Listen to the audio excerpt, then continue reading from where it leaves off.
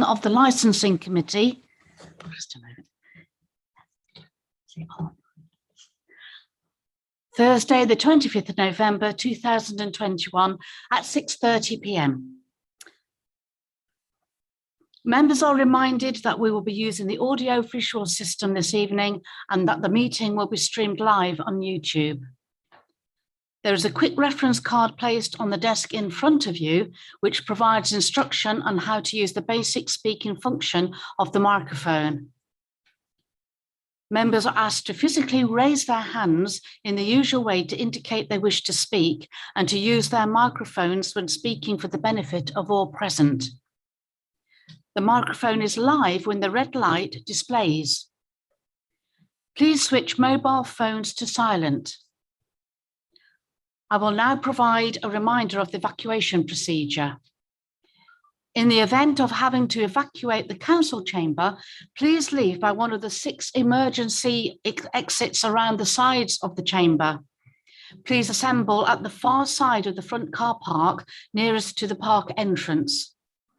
Officers will be on hand to assist persons who require any assistance. Public recording of the meeting. There is legislation that allows the public to film, record, or use social media at a council meeting. This must not be disruptive to the good order of the meeting, nor include any filming or recording of the public seating area. Thank you. Okay, so moving on to the agenda. Item number 1, apologies for absence. Apologies have been received from councillors Chandler, Glancy, Fisher, Posnett and Wilkinson. Substitute councillors present are councillors Bindloss, Burle and Pritchett. Can I just say, Chair, that Elaine, Councillor Holmes has actually given me apologies, which I gave to you. Yes. But, you know, Councillor Holmes was also going to be in attendance, but she is unable to come now, and we shall note her apologies also. So moving on to item number 2, declarations of interest. I now invite members who wish to do so to make declarations of interest in respect of items on the agenda for this evening, for this meeting this evening. No? No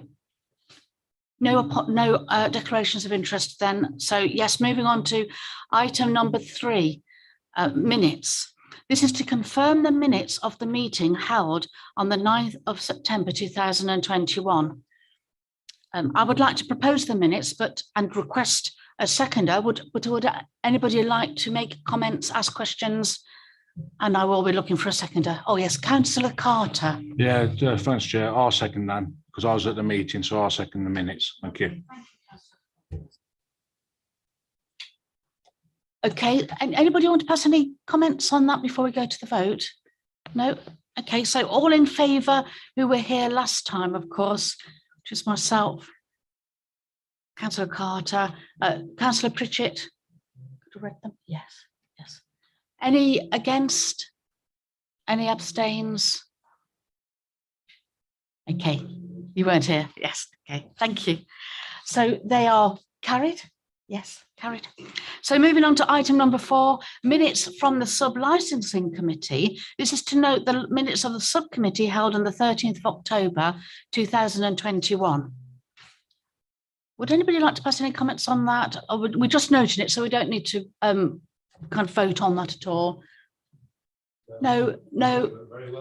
No, yes, thank you. Thanks for that comment. Yes, yes, you were there, Burle. Thank you for your help as well.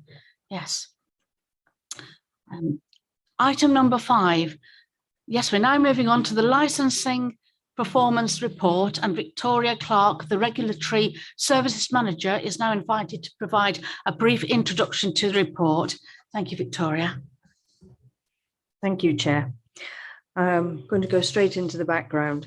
So the licensing team at Melton Borough Council is made up of one business compliance officer, which is actually two people who are 0.5 full-time equivalents, and Simon Greensmith is one of those and will be presenting the other two papers this evening. In addition to the business compliance officer, we have one licensing technician and 0.5 of an enforcement officer. The other 0.5 is utilised for planning enforcement presently.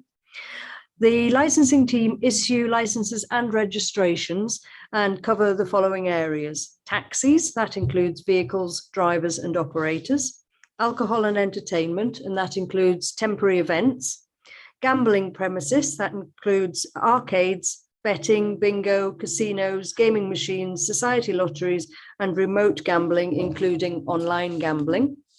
Animal welfare licenses, which include boarding, breeding, sale of animals, exhibition of animals, hire of horses, dangerous wild animals and zoo licenses.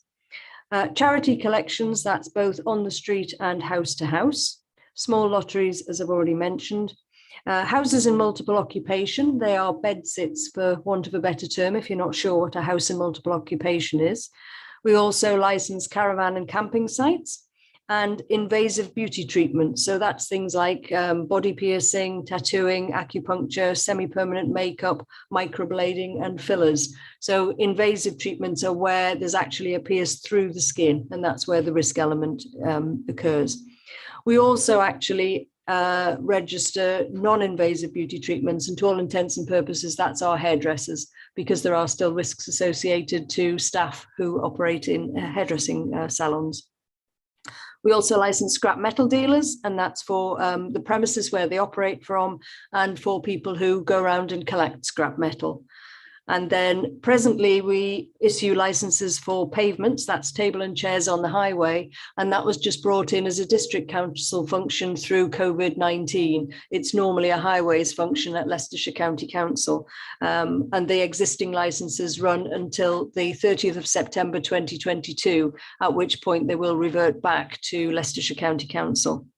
And we would also license sex establishments, but we don't currently have any in the district at the moment. But just for your information, if somebody were to apply, we would have to deal with an application for that.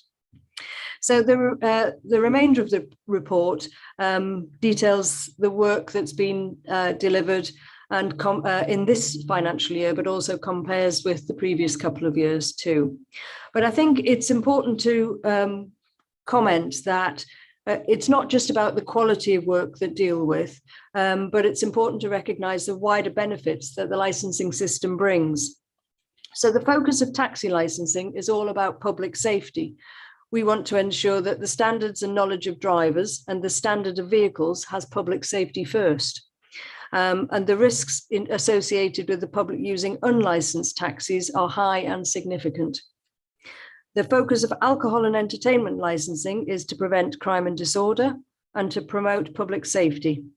Also to prevent public nuisance and protect children from harm. And every step of the process makes sure that we are dealing with those 4 licensing objectives.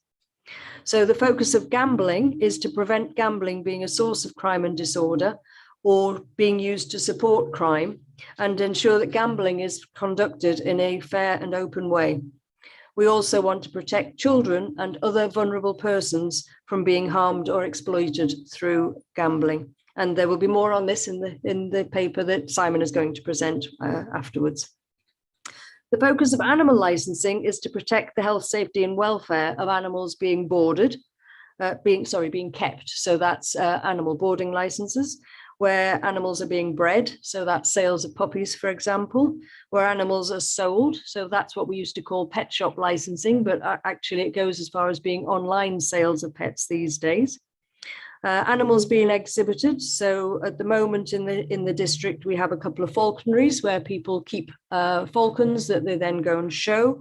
And also, we also have animals for therapy. So one of our riding stables is for children who have learning difficulties, and they have animals that they can go and look at whilst they're there, which just helps with part of the therapy, as it were. And then the licensing conditions also to contribute to safety of the public. So we have dangerous wild animal licenses, and the main thing with those is making sure that those dangerous wild animals don't get anywhere close to public, making sure that we've got sufficient fencing and all the risk assessments are carried out sufficiently. And also, so at the moment, dangerous wild animals, we have bison in the district, which you may be aware of down at Nether Broughton. And we've also got a camel in the district, which is has a dangerous wild animal license. And then we have the zoo license, which is Twin Lakes Park has a zoo license. And the other thing is that animal licensing also tries to protect customers from illegal trading. So we try to make sure that we're preventing puppy farms and the like. And to the best of our knowledge, we don't have any puppy farms in the borough operating at present.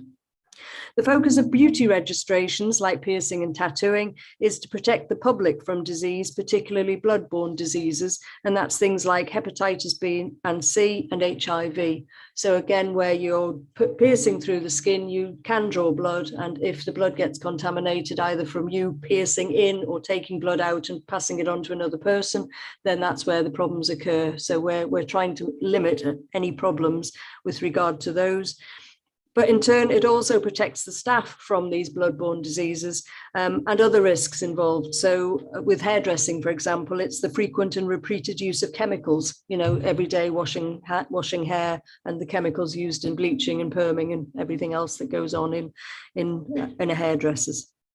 So in essence, it means that the sectors are better regulated, which in turn brings safer businesses and safer customers.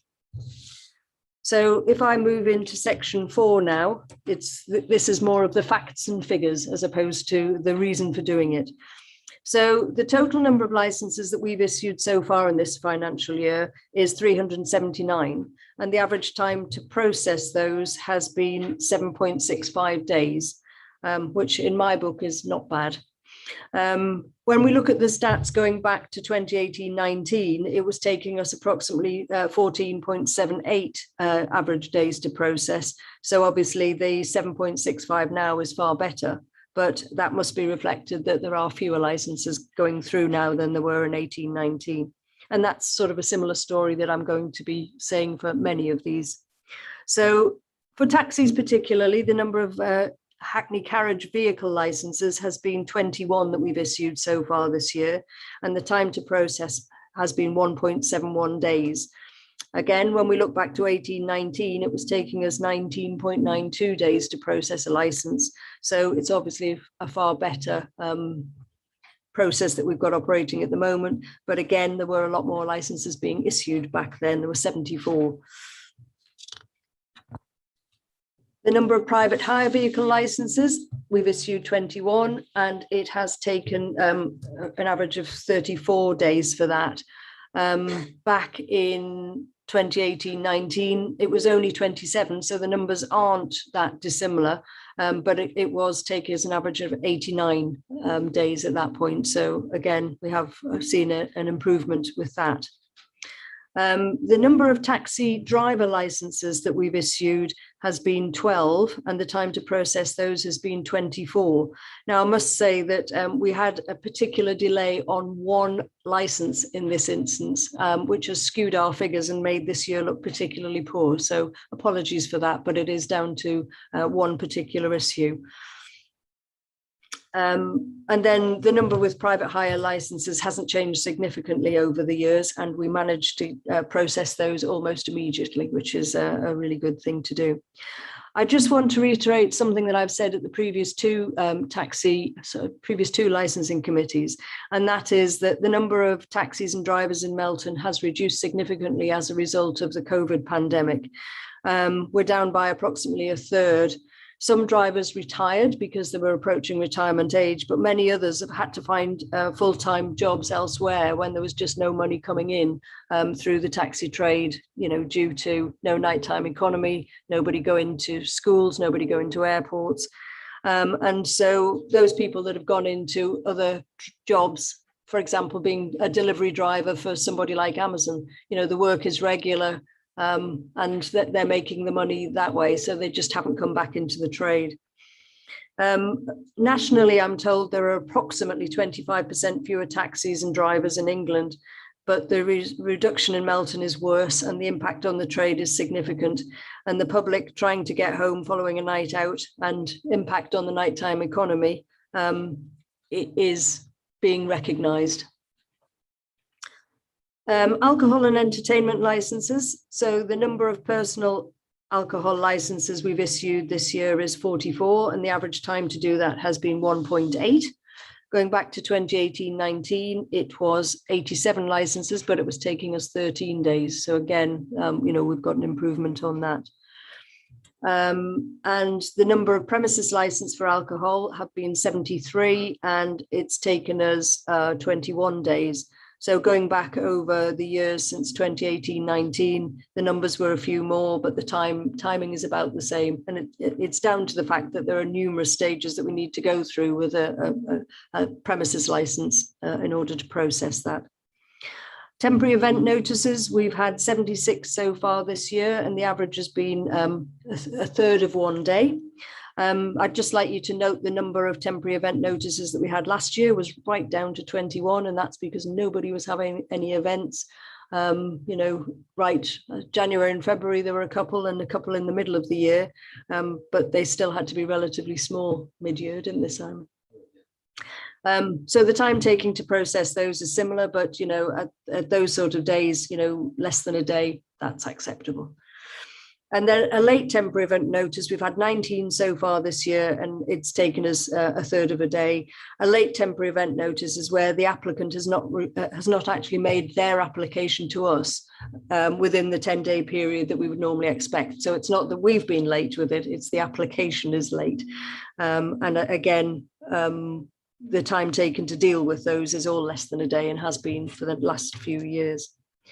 And then the last area that I would just like to pick up on was the animal welfare licenses.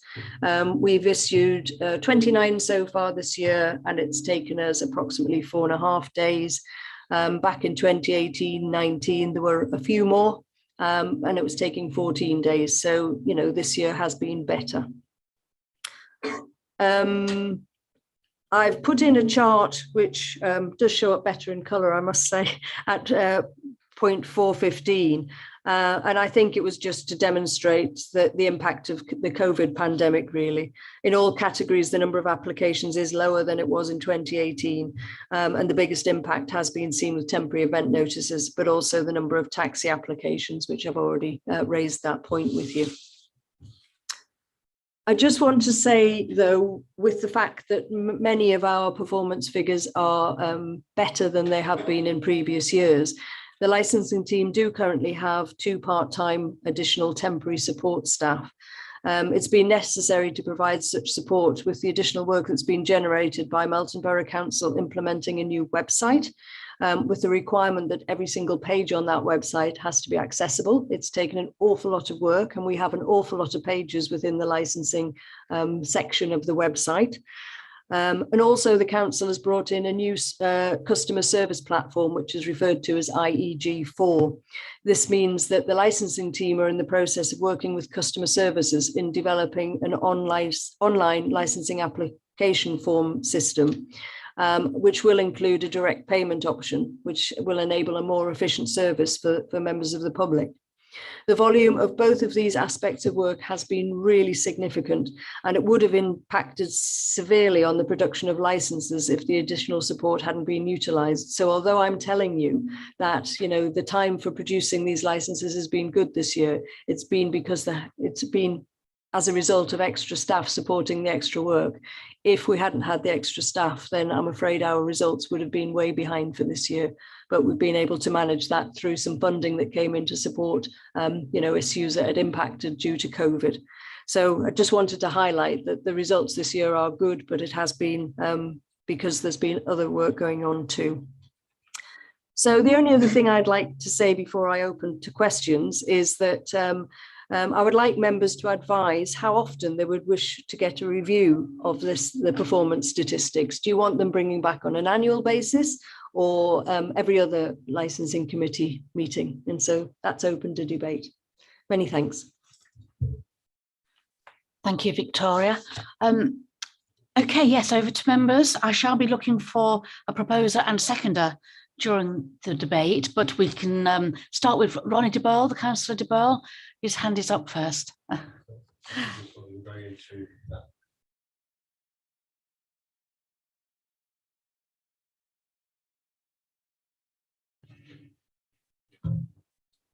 Sorry.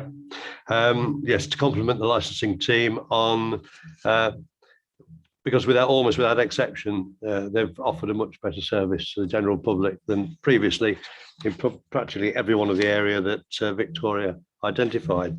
I do have a question though, is just how do you calculate 7.65 days for each of the 370? No, I'm only asking about one of them, not all of them. But on all licenses, 379 applications, 7.65 days each. Just how do we calculate that one? Victoria, please. We have a very good licensing system called LALPAC that does all the calculations for us. We just have to tell it what we want for it to show for us, and it produces the reports.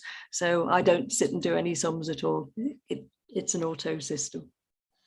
Thank you for that, Victoria. Thank you, Chair. It was just that when I worked out how many days you've got available, and then I looked at all the days that it's taken to do all these, issue all these licenses, I couldn't get them to join together at all. So thank you for that one. Thank you, Councillor de Burle. Any further questions from members or comments? No? Shall I leap in with my few observations? And then I'll see if anybody is inspired to contribute further. Yeah, I mean, I found this paper useful because it summarises the whole purpose of the licensing committee for us all in a nutshell. You know, generally the public safety concerns, protecting from nuisance, risk reduction, focusing on the vulnerable people and children, and also animals, of course. I mean, we're a nation of animal lovers, aren't we? So that's important, but also issues such as illegal trading, protection from disease at the beauty parlours, and to some extent protection of the staff themselves, the business owners themselves as they're kind of operating. So that the whole thing kind of came together well for me. It was a shame to learn that the effect of COVID has hit, you know, the licensing applications, for example, they're very much down. Also, the alcohol and entertainment licenses are very much down. What I found fascinating, and I think it might be a point for further training down the line, was sometimes it takes time to process these licenses. For example, the alcohol premises license, it takes on average, 20, 24 days. I'd like to, at some point, know exactly what the team does, because that's almost a month. And I'm sure it does take a long time because you're issuing an alcoholic beverage license. So I would be interested in the steps and why it takes so long. I can understand why, but I'd like to know what you do, and maybe for training for the members down the line at some point. I think that would be fascinating. And just two more points. Good news about the online application system. It's going to save a lot of time in the future for those who have those facilities. As long as we've got the facilities for those who haven't got computers is always a concern for me. And good that you've had the extra staff to help you over the last year to help you get on top of the workload. Yeah, so how often will we review it? Councillor Bindloss, yes. Thank you, Chair. Yeah, I'd just like to thank Victoria and her team for this. It's a very comprehensive paper. And I know Victoria did mention, the frequency of this. I think it's actually quite important to have it slightly more regularly, because at the end of the day, it's a gauge, it's a weather vane, isn't it, really, on how things are going on. It's obviously concerning to see the licenses on taxis applications, as it is for example, for the premises, which has dropped down. And I think we need to be aware of that and potentially proactive and reactive to that. And I think that this actually helps hammer it home that this is the case. So I think that it should be certainly more than an annual kind of paper that comes out. Thank you. Thank you, Councillor Bindloss. Councillor de Burle. Thank you, Chair. I support Rob's suggestion there that it should be more than annual, but perhaps no more than 6 monthly, I would have thought. Another question really for Victoria is, do we have any idea how much revenue this has generated? Because there is a cost involved in licensing, surely, Victoria. Can I glance at my papers and I'll come back to you on that? Absolutely fine. Thank you, Chair. Thank you very much. Thank you, Councillor Burle. I also thought at least 6 monthly, especially because we're trying to recover from COVID. Hopefully we are going to recover from COVID. The numbers being down for the application for the taxis and the events, all sorts of things are down really. So it'd be nice to kind of monitor it more closely at this point as well, maybe in a few years when we're kind of a little bit healthy and running up and running. Okay, yes, Victoria. So the projected licensing income for this year was 83,000, but at the moment we're only at 64. So, you know, I know it's more better than half. Yeah, but that was, you know, this is for this year. So it was based on the fact that we knew it was going to be lower than it had been previously. Fewer taxis. Because numerically there are less fewer applications being issued. Yeah. Thank you, Victoria. Thank you, Councillor de Burle and Victoria. Any further comments from members? No, I think, I'm very happy with this paper. I think it is just for noting. We don't need to go to the vote. I don't think we need a proposer and seconder as such, do we? No, we don't. So we have noted it and comments have been invited.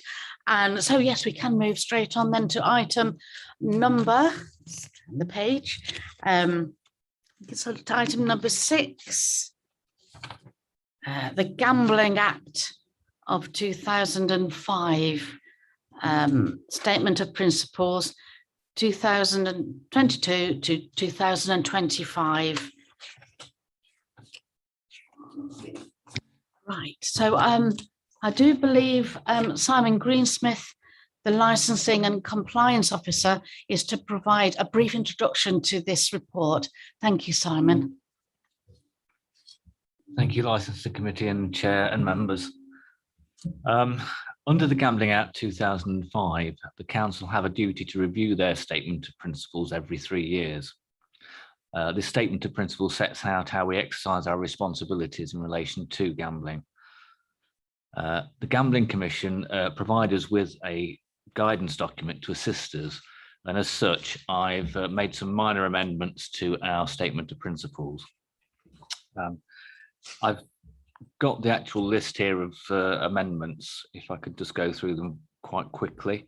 In 1.2 of the Statement of Principles, which is page 26 on your documents, I have amended the latest statistics of the census, so that was updated.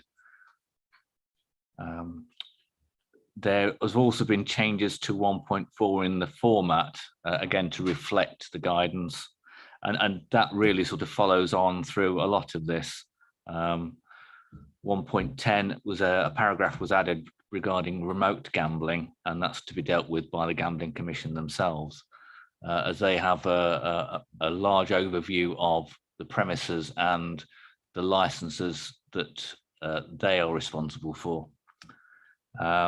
In 2.1, 2.2, 2.3, there were minor changes to the wording. 2.5 has changed the format regarding the conditions of bingo clubs. 2.6 has the same regarding tracks. 2.7 in regarding conditions for betting premises. 2.8 again for adult gaming centres. 2.9 for family entertainment centres. To 12 for provisional statements, to 13 for reviews of premises licenses. Part 3, the format was changed to reflect the guidance in relation to permits, temporary and occasional use notices. And 4, the format was changed again for complaints against licensed premises. There are other minor amendments to wording, including the change to use policy statements throughout the document, which before was just policy. And again, in Appendix B, they've added East Midlands Chamber to the consultees rather as people that will need to be consulted in relation to this.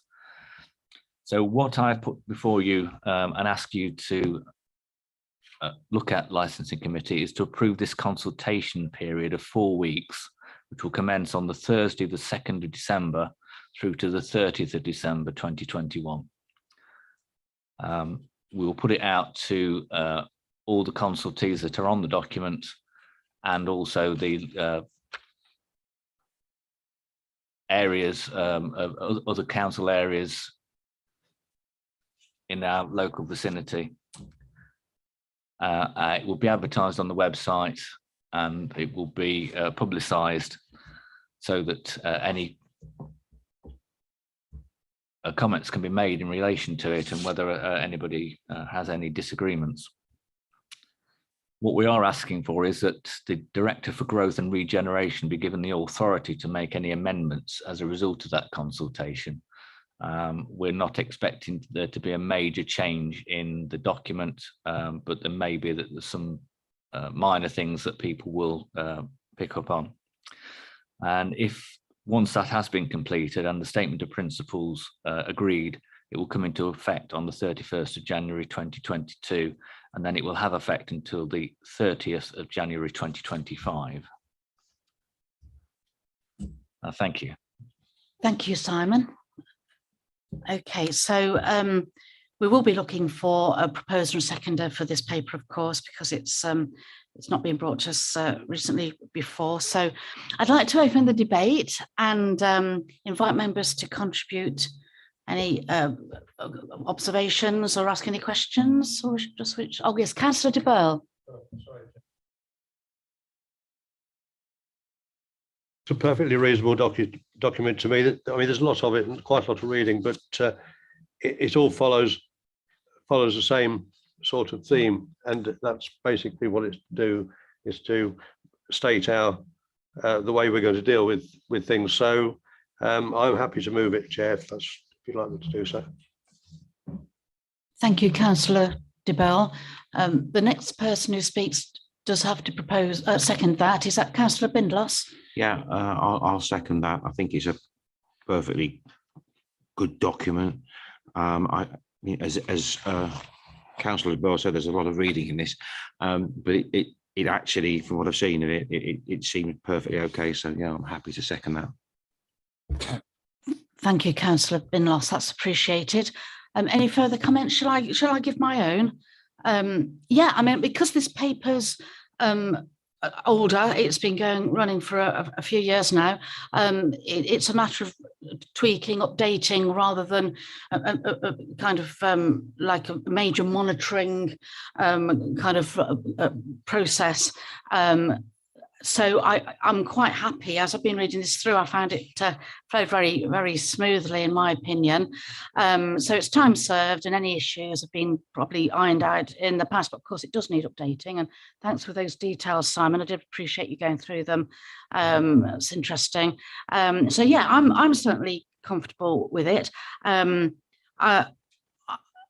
On the actual recommendations, number 2, the delegation to the Director for Growth and Regeneration, you do expect some minor changes. It would be just for this time, I suppose. When I was reading it, I kind of imagined it for every gambling update in the future. So I said, no, it's just this time. We're just going to kind of add any small minor changes. Yeah, so just for this occasion, this one. yes. Yeah. I mean, it makes sense that actually in the future as well, there's always that option to delegate authority, because it is practical. So yes, because the Director for Growth and Regeneration is an elected member themselves, I'm sure that they'll bring it back to the table if there's anything major that they consider needs further debate. That was my concern, but I think I'm quite happy with that as well. So yeah, I'm quite happy with it. And yes, Cllr Pritchett. Just 2 points. One's a point of clarification. What is a category D machine or machines? That's it gets very complicated and technical, but it's all to do with the amount that you can win on a machine. There are a category D is the ones that you're more likely to see in a pub, whereas a category B and C are ones that you would like to see in a casino, where you can lose a lot more money or gain a lot more money. Thank you. I can give you the actual figures if you wish, but I'd need to look them up because I don't keep them in my head, I'm afraid. Three questions, sorry. Consistency. Are you happy with the consistency, page 34, 36, 39 and 43 and 44 in respect of children? Because it talks at some stage that they have to be segregated off, and then they can have access to the category D machines in another one, in another area. But anyway, I'm happy with the delegation, but I wouldn't want anybody to weaken after consultation replies the protection for children. That's my only concern about that. Yeah, the protection. Otherwise, I'm okay. Children is one of the principles of the Gambling Act that is there. It is really down to a lot. Children don't or aren't allowed to come into contact with many of these machines. I say they will be in certain areas. There are family entertainment centres where they would be allowed. There are obviously the pubs where there'd be smaller machines. Betting premises themselves, casinos and the like are restricted to over 18s. And that it's laid down in the legislation, and we would be supporting that. And the document has been written with that in mind. Thank you, Simon. Thank you, Councillor Pritchett, for your question there. Any further comments, questions, members? No, I'm quite comfortable with that. Shall we put it to the vote then? So all those in favour of the recommendations at 1 and 2, number 1, that we approve the commencement of a consultation process in respect of the revised Gambling Act 2005 Statement of Principles, and also that to delegate authority to the Director for Growth and Regeneration in consultation with the portfolio holder for climate access and engagement to resolve any objections received and to implement the updated Statement of Principles. All those in favour? That is unanimous then, yes, thank you. Okay, so that's been carried. Thank you, members, and thank you for your comments there, quite interesting. Okay, so moving on to the next item, item number 7, the mobile homes requirement for managers of site to be a fit and proper person in England, regulations 2020 determination policy. As a committee, we have been following this through as a relatively new policy at the council here. Okay, so again, Simon Greensmith, to the Licensing and Compliance Officer, to provide a brief introduction to this report. Thank you, Simon. Thank you, Madam Chair and members. The draft determination policy that I've put before you here is a follow-on from the last meeting we had of the Licensing Committee, where the mobiles homes fees policy was agreed. Recent new legislation under the mobile homes requirement for a manager of a site to be fit and proper person, England regulations of 2020, place a requirement for local authorities to determine whether a site owner or site manager is a fit and proper person to manage the site. The determination policy is put before you today and has been written to enable a consistent approach in determining whether the site owner or manager meets the fit and proper standards outlined in the regulations. The items to take into consideration: how to deal with decisions, representations and appeals. This policy aims to provide a clarity for applicants, officers and members in how to determine whether an applicant is a fit and proper person and appointed to manage the site. We've been working with other authorities nationally through the Knowledge Hub, and this has assisted with the formulation of the policy together with application forms, checklists, etc.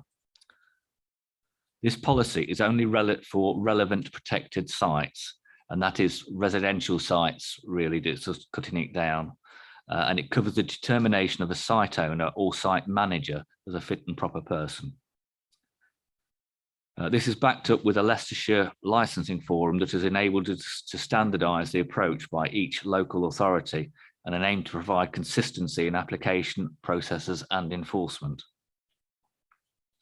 Should the authority be challenged as to why it determined that a person was not fit and proper, then it can show that a consistent and considered approach has been made by reference to this policy.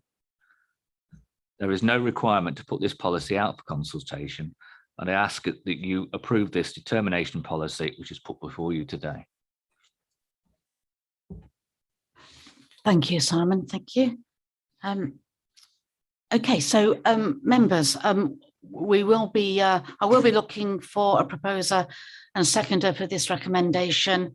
All going well, obviously depending on the debate here. So I'd like to open the debate and invite any questions, comments. Yes, Councillor de Burle.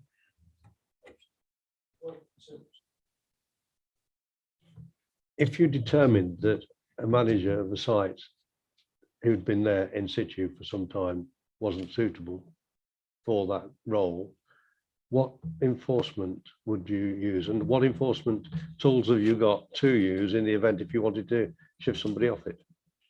I mean, we hear stories on the news about, for example, park home developments. There's one in Nottingham going on at the moment, I think, where the management has recently changed and they're trying to make everybody who lives on the site life uncomfortable and clearly for getting them off or something like that. But I've often wondered. Yeah, this is exactly why this legislation has been made. There are some park home owners that are less than reputable, and before there's not been any great way that we could make sure that the manager of the site actually had the power and was responsible. The tools that we have to try and determine this is by checking their history, by looking at their financial situation, by seeing if they've got any convictions in relation to something that would be applicable in these circumstances. Obviously, we wouldn't be looking at whether or not they've got points on their driving license, but we would be looking to see if they've been charged with assault or fraud or other things such as that.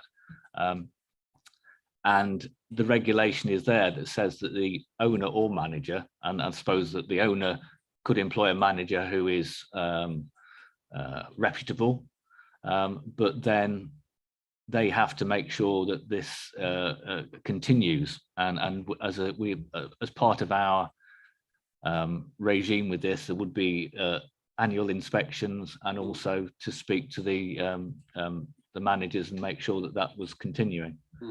So it's an ongoing process now of inspections and keeping on top of it. And obviously any complaints that came in would be dealt with under the normal regulations of the caravan site. But obviously then that could also impact on the manager or site owner, that they may have offences against them where they wouldn't be able to operate. Thank you, Simon, for that. But what teeth do you have to deal with one if you've determined that this guy or various guys are not reputable enough or not managing the job properly? What teeth do we have to sort it?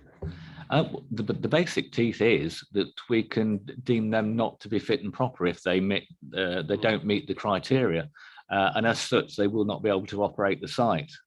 So then that would effectively cause the site to close down? Well, it would either cause the site to close down, or it is possible that local authorities can actually take over the running of the site. That's what I was listening for. Yes. It's not something that would be done very lightly. There's a lot of implications in there, but there is the option to do that in the legislation. Yeah, I could imagine that residents on a site of that nature, if they were living there, they found that they'd made probably complaints about the way things were going on, and then action had been taken, and the site was closing down, they'd be out of the frying pan into the fire, really, wouldn't they? Because they'd lose the site anyway. So,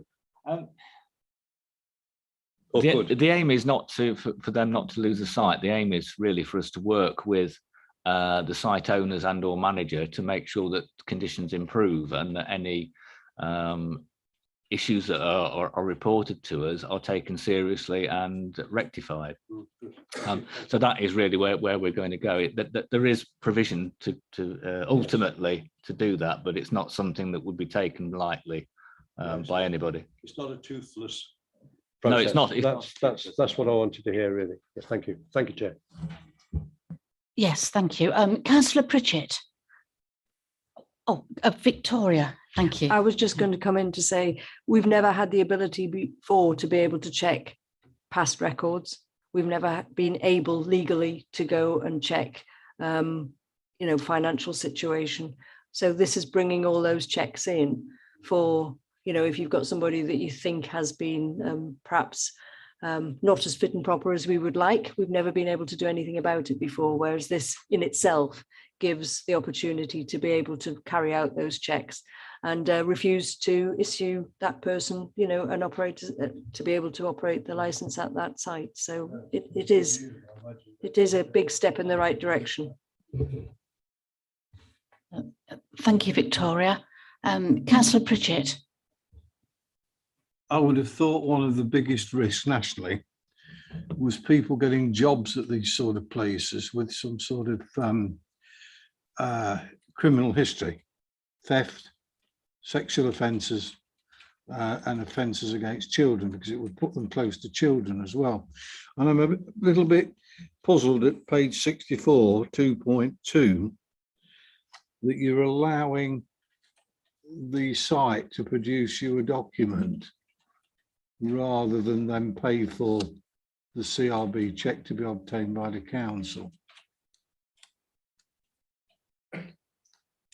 If I could explain, what happens in the majority of cases is that people will apply for a standard DBS check. That is something that they have to do and supply the DBS service with their documentation for them to conduct the checks. The council, we would apply for enhanced checks for taxi drivers, but that's not been included in this legislation to do that. So it is a standard DBS check, but it will still be an official document that will be produced by the DBS service, and feel that that will be certainly adequate for what we need in these circumstances. You must have the original, not a copy, because these things can get forged, I know that. So you must have the original document and not a photocopy, because they can be manipulated. Yes, we are aware of that, and that is something that we would be looking. It is only a very small number of these that we have. We're only expecting to have 2 of these applications currently on the borough. So we will be giving it its warranted attention. Thank you, Simon. Councillor Bindloss. Thanks, Chair. Yeah, the DBS checks that we've just been talking about, is that just for the fit and proper person, as opposed to other members of staff, for example? Yes, the legislation has just been drafted in relation to the site owner or the site manager, whichever is applicable in these circumstances. It doesn't actually cover the staff, and it's not something that we've got power to do. So I just take on board what Councillor Pritchett said, that obviously we've got, particularly in this kind of thing, you've got a lot of young people around. And it is a concern, but I guess that's a national thing that would need to be considered as opposed to something locally. My other point really was that you're doing checks, you do a review every year of these. Is that a physical review when you actually go to the site, or is it something that's done by phone or over the? No, it would be a physical inspection. I know we haven't got the manpower for this, but is that something that you would do just once a year, or is that something that's reviewed, throughout the year at random times? It's basically down to the circumstances. If there are issues, it could be done more than once a year, but it would be done at least once a year. And I say part of the regime as well will include them giving us the site rules and having associations for the residents, etc. So there's a lot more involved to this than just us going along and checking the license every year. Thank you for that. That's helpful. Thank you. Thank you, Councillor Bindloss and Simon. Building on from that, and I know you've touched it a few minutes ago. I'm just wondering how it works. Say you go along and inspect a site, and so there's a terrible pile of rubbish in the corner of the site, and maybe rats or something, and there's complaints, and it looks dreadful, and it's needs sorting out, obviously. And the owner says, "I'm really sorry, I've been isolated with flu or even worse, COVID or something." Would you issue an order to say, can you get that done in a month or 6 weeks? Is that how it works? You'd issue an order and give them some time, or you wouldn't jump in with the heavy, we're taking this site off you straight away, will you? Surely. No. This is just giving us a few teeth, shall we say, that to try and make sure that things are put in order and properly managed. With health and environmental health, there are powers that are available to be used to get things cleared up and to insist on that, and even down to the penalty notices being issued, etc. So there's a lot more that's involved in this, but this policy that we're talking about today is really just to determine the fit and proper status of the owner or the site manager. It will then go on with all the other things that we'll need to make sure that everything's in order, and if it was that there were a list of these things and they were never put right, and then it would be our final thing. We'll be able to take that away from the manager or the owner. So that's the teeth that we really have needed for many years now. Yeah, thank you, Simon. Any more comments? I've got a few comments. Shall I jump in with these? During the chair brief, and I'd like sometimes to tell you about the chair briefs because it's interesting to members as to what's been discussed there, because sometimes I air my own questions as a member during the chair brief, so it's important for you to know. I discovered this is obviously then a new policy. I mean, I knew it was, but just to bring it to your attentions, because then if it's not workable for some reason, it can be brought back to the table at any time if something clashes with what's actually happening out there, so we can tweak it and bring it back. So obviously it's brand new, so we need time to monitor it. So that was worth bearing in mind. What was interesting, I was talking yesterday with the officers, was that because I said this is a really good paper, I can't find any fault with it. I'm looking and I cannot criticize it. It's flowing really well, and I was trying to be critically alert, and they said no, but that's because the whole paper has been put together on a nationwide basis, like pooled into a big brain of officers' thoughts and observations, which is why it was so good. And obviously, Simon's kind of put his own intonation, and the rest of the team have kind of revised it and made it flow even smoother for us at Melton Council. So that's why it seemed to read so well for me, I realised. So yeah, it's a standardisation of practices, not only in Melton, but across the country, which I felt was really important. And it's still developing, not only here, but across the country. And yeah, a greater protection for the mobile park residents. I was particularly concerned about 4.1 because some of my residents well, actually, not only my residents, but residents across the town have actually explained their concerns about, not necessarily in Melton, but elsewhere, where landlords and ladies have kind of put residents of their mobile homes in a position where only they can buy the mobile homes and sell it on and thereby make a profit, and all sorts of horror stories that may not apply to Melton, but maybe across the nation, just stories you hear. So I'm just really pleased that that's been tightened up for people. And the other question I asked yesterday at the chair brief was about 10.2, where it refers to the fact that obviously we're looking for fit and proper people not to have been convicted of a number of offences the regulations deem relevant. So my question to Victoria was, well, what kind of offences are taken into account and what kind of offences aren't? And Victoria quite kindly answers and said, well, if they've been accused of, if they've got driving kind of like disqualifications and points and so forth, driving offences, they would not be relevant here. The same if they've kept a shop that sells food and there's problems with the health and safety of the food and they've got kind of like offences recorded for those, then that would not apply to the park. And I thought that was actually really reasonable. Actually, I thought that was quite impressive, because when I first read about a fit and proper person, I smiled and thought, oh gosh, you know, it reminds me of how long is a piece of string? What is a fit and proper person? But as I've gone on and read it and asked questions, I think we've been more than fair, really. And I certainly feel quite comfortable about it. I think they're all my points raised there. I don't know if any members have got any further. No. So I mean, I'm quite happy to.